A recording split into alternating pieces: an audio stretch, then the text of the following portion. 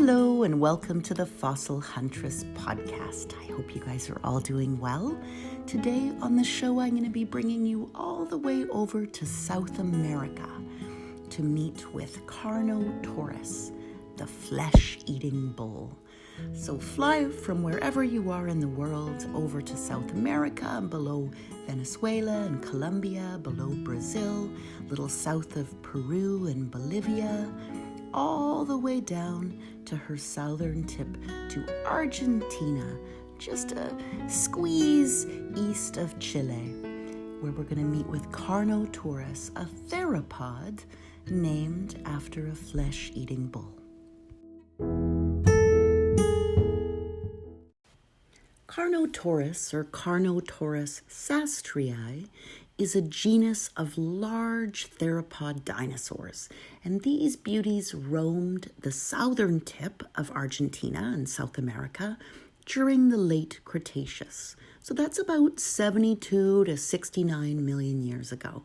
And his name means flesh-eating bull. So Carno is meat and Taurus is bull. So he's a flesh-eating bull, and he lives up to it. I had a chance to see the skull of one of these beauties in the Museum of Natural History in Madrid.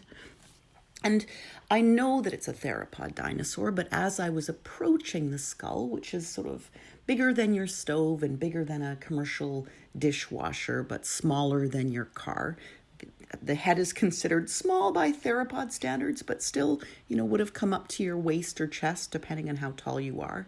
It had quite a marine reptile feel, so definitely a terrestrial theropod, so a land-dwelling dinosaur predator, but had kind of a blunt face and very fishy looking to me.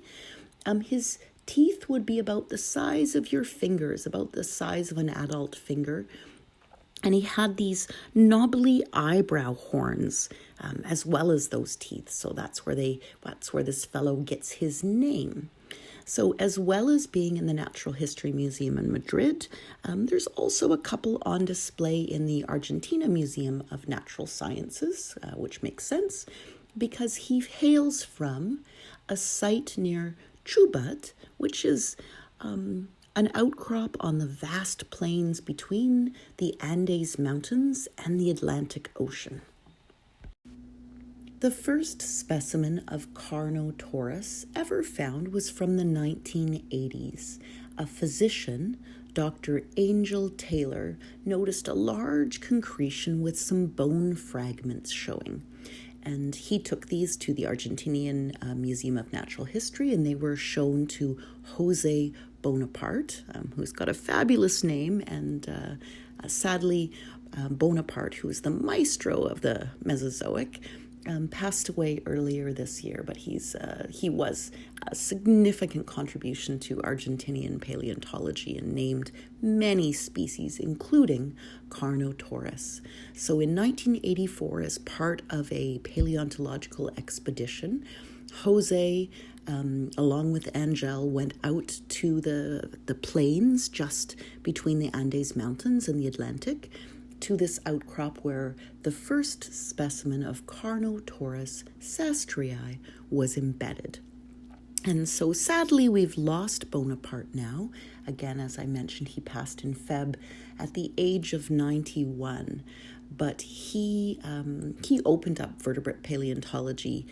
So all the dinosaurs, Abelisaurus and Argentinosaurus and Carnotaurus, Nososaurus. He also named and found and opened up many of the first of the South American mammals. So he's a huge contribution. His excavation of Carnotaurus was the first of its kind, and he recognized that the skull of this theropod was quite unusual. So it had those knobbly eyebrow ridges I mentioned. So these are horns with sort of a flat base so that he could bang his head against trees and leaves and other carnos and kind of disperse the impact from those if he was bashing up against another predator. The way those horns were built, they would disperse that the stress of that bang, so he wouldn't get brain damage. So a very interesting skull, kind of big and round and flat with a snub nose.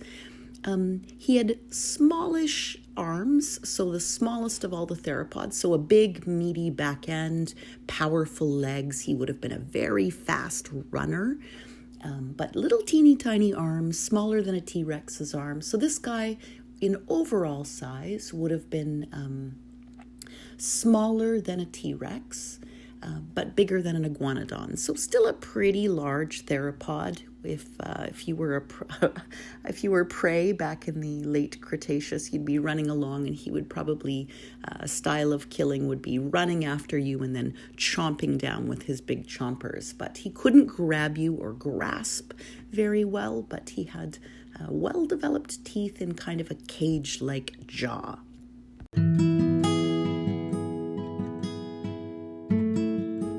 So Carnotaurus had a very large, rounded head, not the long snout you see in some of the other theropods. He was a powerfully built predator, so a little smaller than a T-Rex, but bigger than an iguanodon. He had those horns that imply battle with rivals, or for the best meal, or sexual partner, or the one to be the head of the herd.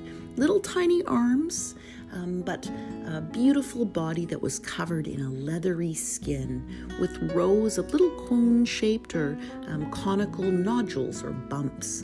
And these get larger as they move towards the spine.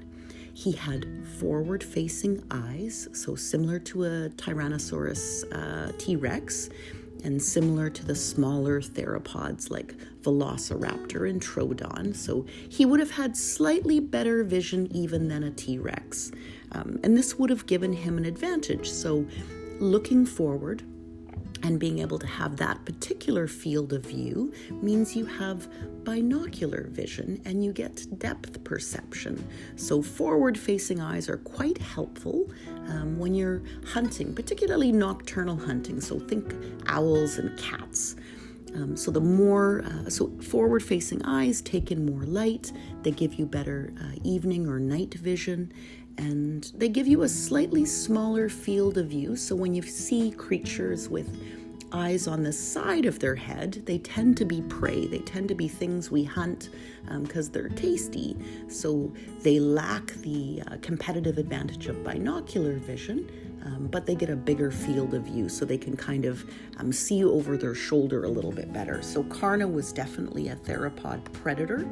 He had forward-facing eyes, that big round head that I thought looked very marine reptile, just at first glance, but definitely a theropod. Little arms, big back end, and he would have raced and chomped around the late Cretaceous, biting down on tasty prey. So thank you for joining me, and I will talk to you soon.